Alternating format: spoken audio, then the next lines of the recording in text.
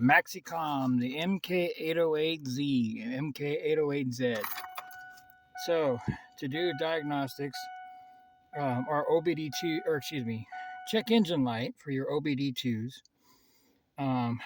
So what we're gonna do, this is just gonna be the very basic, okay? And I know this is kind of wasted technology for just doing an OBD2 check, but if this is all you have is something like this, you don't have a little bit more basic. So we're going to go ahead and read it. I already know what the codes are on this vehicle, but I'm going to show what this vehicle has. Okay. So for just a regular check engine light, now you can go through the Ford section here, or you can go through any of the sections here. You can do that. Okay. And there's more options when you go through these. So for right now, though, we're just going to start with the basic check engine light. Okay. So we're going to go here.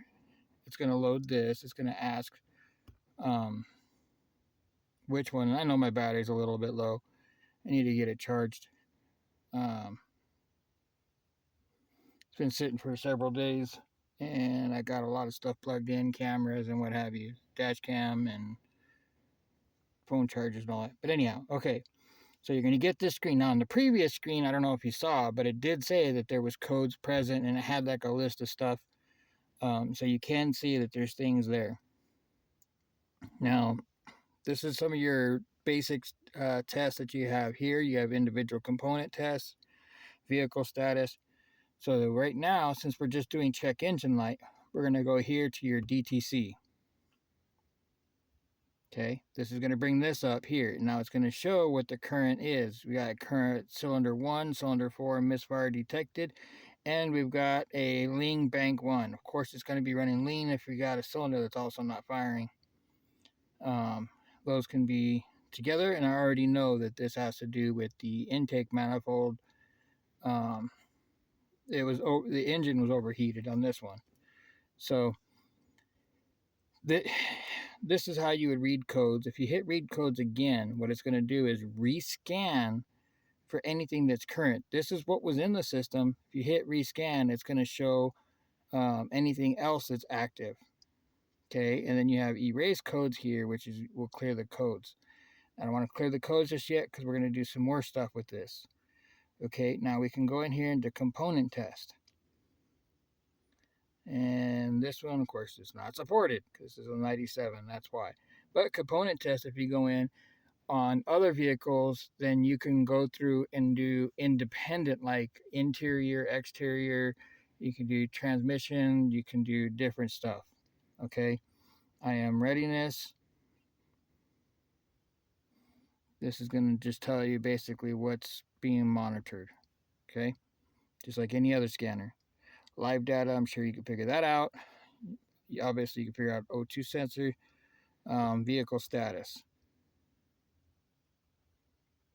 Okay, so it's just going to give you some basic information here. There's codes found, yes. Monitors too, monitors are okay.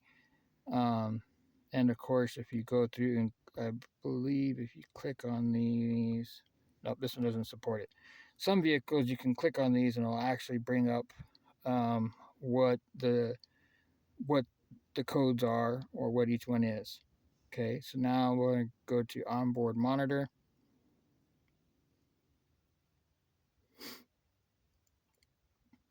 And manufacturer, please select vehicle manufacturer.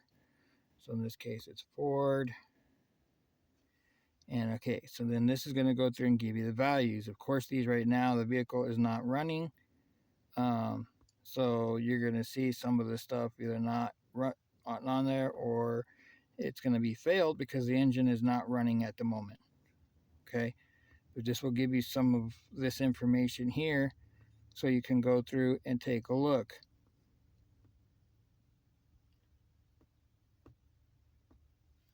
Okay, and then we can go out of this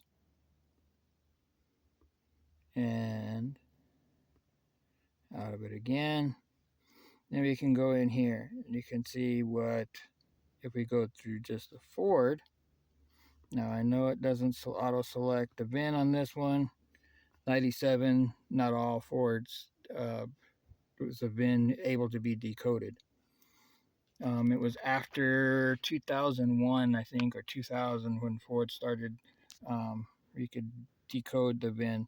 This is just going to make sure that is this the correct information. You hit yes. For some, like for example, on the 2000 Ranger, it asks like, is it a 98, 99, 2000, or 2001? Because they, even though they were all basically exactly the same. So, okay, so now here we can go into diagnosis. You can do an auto scan, which is going to, again, go through each one of these. So, you know, ABS passed, airbag module passed, ride control. Of course, there's nothing there for those. So, the power train and General Electric.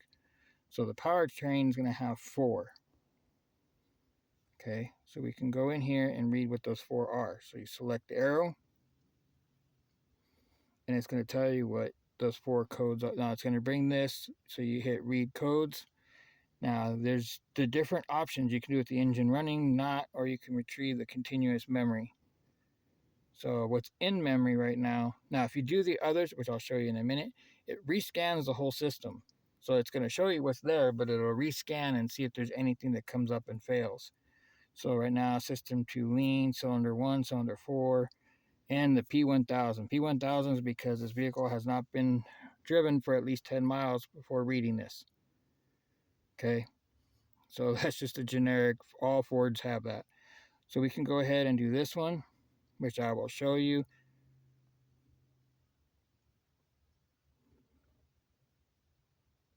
Now it's going to tell you to like press on the brake and turn the steering wheel. I think, no, if you have a Keyon engine on, it asks you to press the brake and turn the steering wheel so that it can check for power steering pressure. With it off, it's just going to scan the basic systems. So again, we have all the exact same. Nothing's going to change there. We can do the Keyon engine on, so it's going to tell you this is what you must have. So it needs to be in park or neutral. It needs to be running. So let me go ahead and get this started.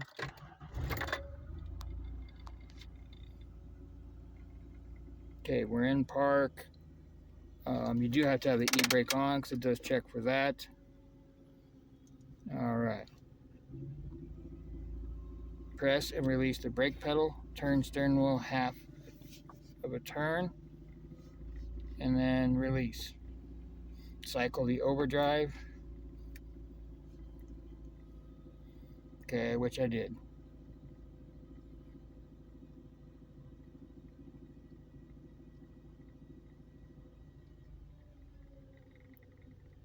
Okay, for some reason it didn't. Sometimes it doesn't catch all of it, or maybe I didn't turn the steering wheel enough.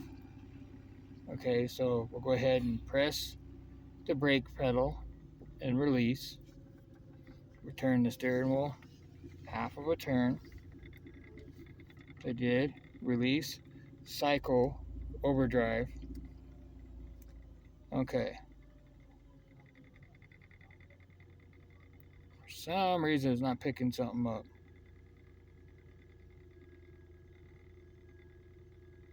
Okay, so let me try this in neutral. Okay, so we're going to press and release the brake pedal. Now it could be because it's, oh, there we go.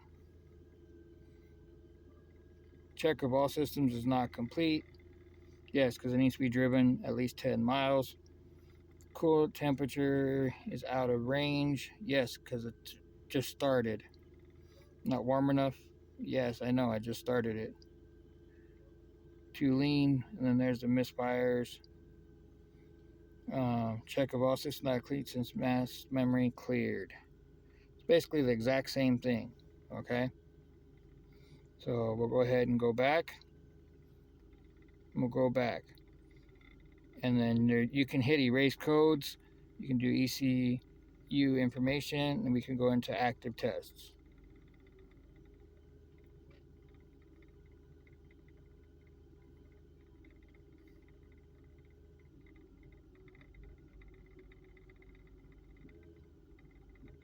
And again, this is the Maxicom, Autel's Maxicom Not sure which way you want to look at it, but it's the MK808Z. This is not the Bluetooth version. As you can see, it's got the cable. So now we can go in here and you can check all these different things here. The shift solenoids, the torque converter, spark advance. This one doesn't have as many features. There can be pages and pages of features here for everything. Okay, we can check the fuel pump. Now, when you go through this, as you can see, there's a whole lot of pages. It's actually, you can select all this stuff. Okay, so AC pressure switch. Actually, because I know the air conditioner on this thing is giving me a little bit of issues.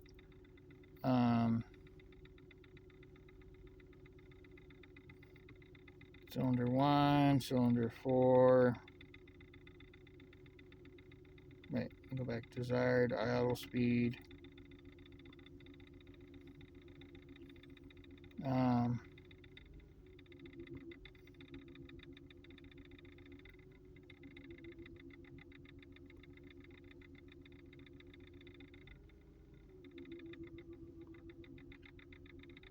Fuel level. We'll go ahead and look at that, see what it says.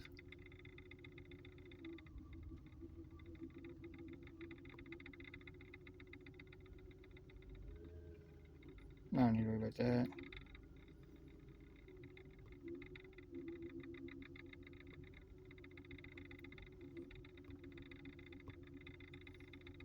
Use transmission, hard acceleration signal, heated exhaust, heater. I see. We can look at injector 1 and 4 faults, see if it has to do with the injectors.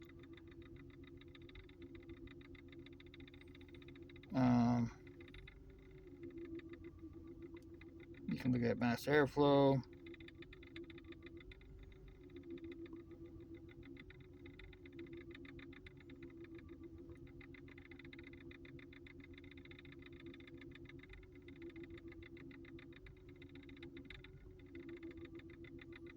Oops, look at that, not this one.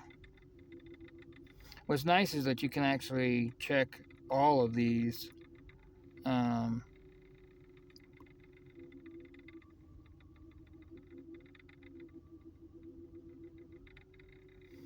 And it's going to bring up the whole list, so you don't have to just select up to 5 or up to 10. You can actually go through all of these. So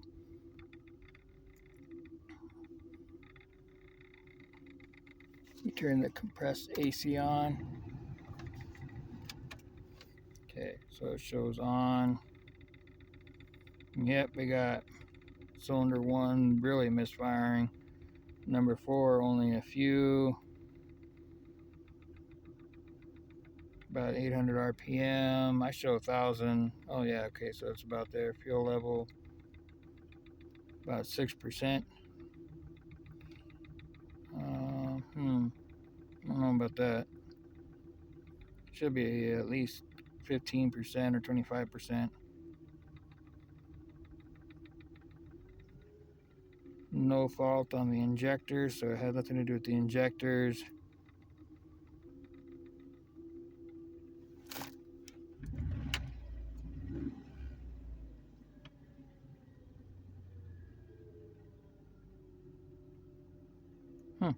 Engine torque was up and then now it just dropped. That's different. Okay. Throttle position.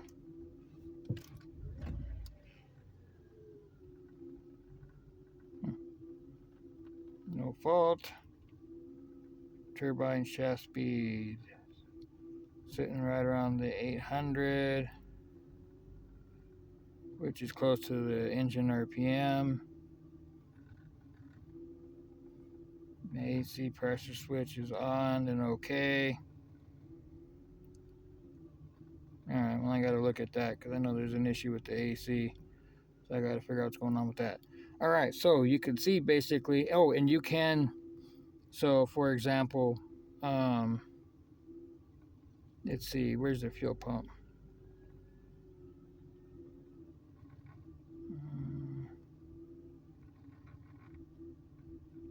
fuel pump fault, fuel pump level, fuel level, fuel pump. So right here, fuel pump, how it shows on, I can actually switch it off. Will it let me? Yep. Okay, so fuel pump is off. And of course, the engine almost died there. I don't know if you heard that. Same thing with the AC. I could turn it off.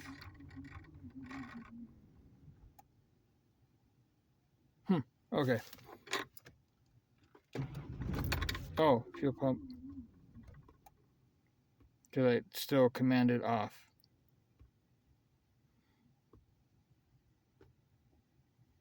Okay. There we go. Okay, so for the compressor, we can wonder why it's. I guess it turns everything off. Let's see. Yep. So the on and off actually is not the selected item that turns on or off. It's turned on or off all. So that's something good to know.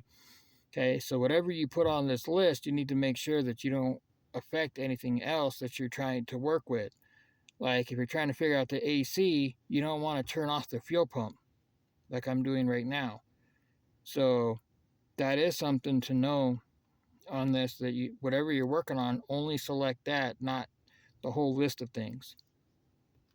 Good to know. Normally I just do the selected items that I'm working on anyways. The first time I actually did a whole variety of stuff. And then of course you have your live data. Now once you're out of that, you're going to go back to normal. It only turns off while you're on that screen.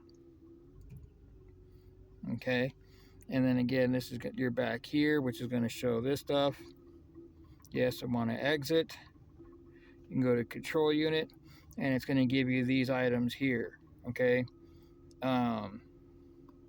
So for example, on this one, and again, it's going to give you these options here. So we go to active test and see what tests that it shows here that we're able to do. And it's probably going to give me the same list of tests.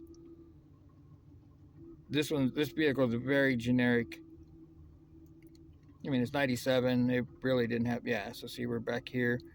Now you can do timer control, for example. So yeah, we go right back into this thing. So we can do, for example, door jar warning. You hit OK. Okay, it's off. Tell it on. Off. So basically, that's how that works. So you can go through each one of these and do these tests. Okay. And then your ABS, so you can bleed your brakes, airbags. You can go through each one. This doesn't have anything with the arc.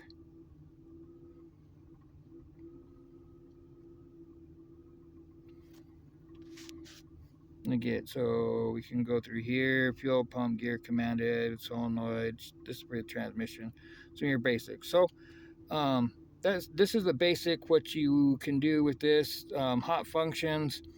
There's a lot more that you can do in here. I'm not going to go through everything, but yeah. So there's your brake bleed. You can do. You can check compression. You can check.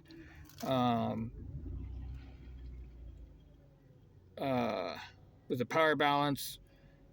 This odometer doesn't have anything, but you could go in there and adjust your odometer.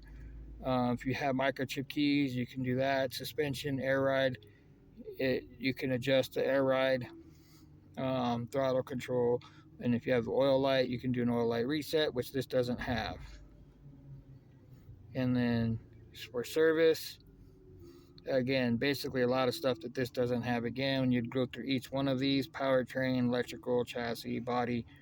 And you can go through and select the different stuff. Again, here's your power balance, which can show you if you have, current cylinders that are down.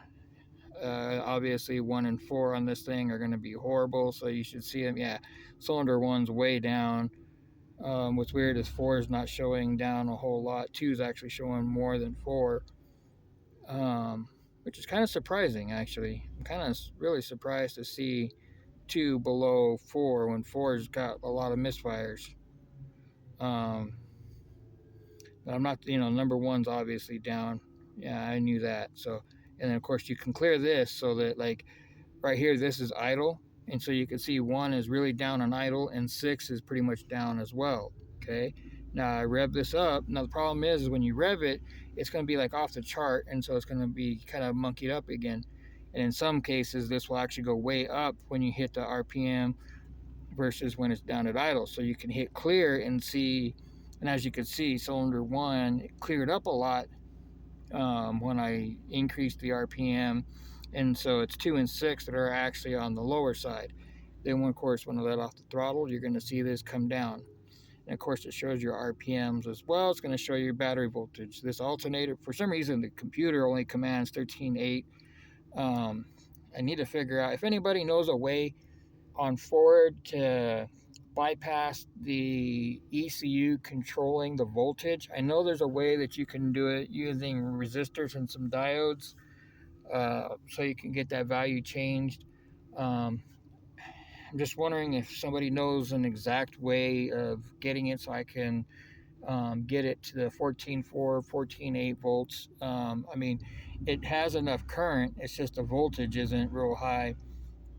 It is a 220 amp alternator, and it does do the 220 amp. Um, Not so much at idle, of course, um, but it does do 220 amp. The voltage just doesn't want to go up, and I know it's controlled by the ECU. So anyhow, that's how you do most of this stuff. So if you have any questions, concerns, if you want more information on this, on how to do something, please let me know. Comment, like, subscribe, all that good stuff. But please comment what you think. Comment what you want me to show you on this particular device, and I'll try to make sure it happens. And I hope that this helped a little bit with somebody. Again, this is the Autel's.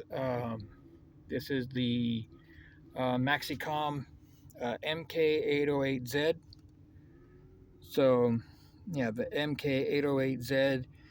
The basic functions are going to be your diagnostics, your service, data managers where you can store pictures and videos and stuff that you take. Maxi viewer, if I don't remember, I think that's documents. Yeah. So the viewers, like if you have documents that you store for customers for their services, if they have the check engine light, if you want to do reports, you go there. Maxi video is if you have a camera hooked up. I don't have my camera right this second, but if you have a bore camera or any other type of camera, you actually could connect this and view with that. And then your remote desktop, this is so that you can actually use TeamViewer and remote into this onto your laptop. So like what I'm going to be doing with this particular vehicle that I'm having issues with, and then one other that I have an injector going out, what I'll do is I'll actually connect this through TeamViewer onto my laptop, and that way I can turn the injectors on, off, and I can verify what's going on with the injectors, um, and have this inside the vehicle without having to run it outside. Then I can do everything through my laptop. And so I'll try to record that, use screen recording, and show you guys how the TeamViewer works and how all that works, and how you can test injectors and do some of the other stuff. So, but again, if you have any questions or comments, or if you have any specifics you want to know about this, please put it in the comments and let me know, and I'll do my best to make sure I get it taken care of for you. Thank you.